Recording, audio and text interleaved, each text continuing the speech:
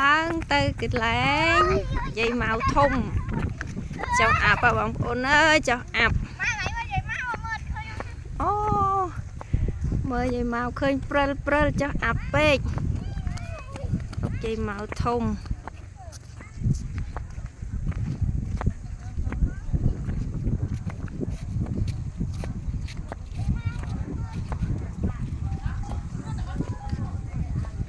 ឃើញតិចចុះអាប់ពេកអូយជា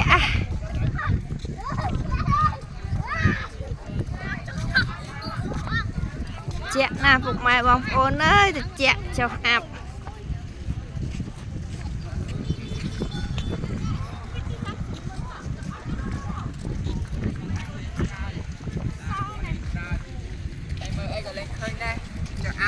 ចុះអាប់ចុះអាប់ចុះអាប់បាយអង្គមនិយាយមកមកผมได้mất mà mới ăn thôi chứ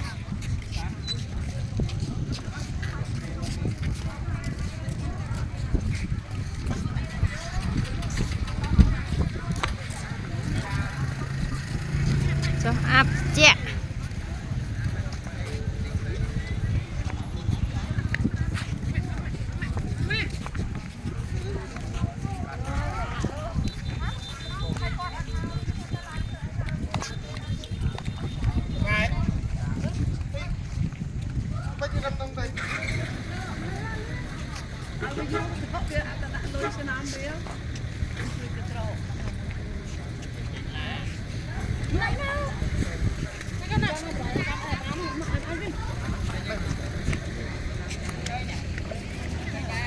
cô na lan cái con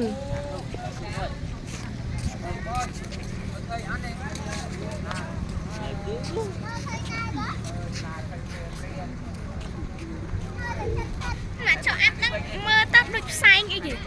cái hao sai như ngày cho áp